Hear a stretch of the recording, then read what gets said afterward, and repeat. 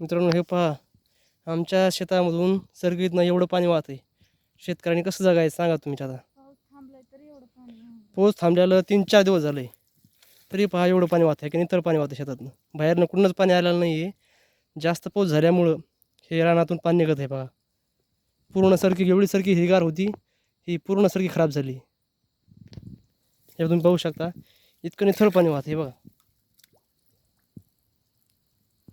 पूर्ण वावरामधून असंच पाणी वाहते. पूर्ण वावरात दाखवतो तुम्हाला मी. बघा, पूर्ण वावरामधून असं निथळ पाणी वाहते. हे पाणी बाहेरनं कुठूनच येत नाही आहे. इथे फक्त शेतीमधलं आमच्या रानातलं पाणी फक्त आहे. हे बघा, पूर्ण शेत खराब झालं आहे. तर यातला कापूस कसा यायचा? कापूस फुटलेला आहे. तुम्ही सांगा कसा येणार कापूस? आम्ही कापूसही असता येणार धड आणि काहीच करता येणार असं अवस्था झाली पहा शेतीची. सरकारने आम्हाला काही ना काही तात्काळ मदत द्यावी अशी आमची अपेक्षा आहे. हा व्हिडिओ सरकारपर्यंत गेला पाहिजे. असं तुम्ही लाईक करा, कमेंट करा, शेअर करा. मग सरकारला बी कळेल शेतकऱ्याची काय अवस्था आहे.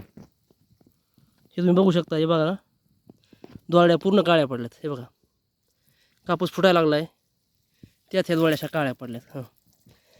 कसा कापूस येणार आम्ही? तर कापूसही असता येत नाही, काहीच करता येत नाही. हे बघा, बोंड पूर्ण खराब झालेत, जाग्यावर गळून पडायला लागलेत. हे बघा, कापूस कसा येणार आम्ही?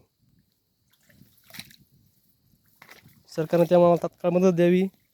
आम्ही एवढा मेहनत केली ती, एवढा खर्च केला होता ह्या शेतीला. 50,000 ते 1 लाख रुपये खर्च झालेला आहे आणि हातात काहीच यायची अपेक्षा नाही. बघा, एका एकरला 1 क्विंटल कापूस होतो का नाही अशी अवस्था झाली.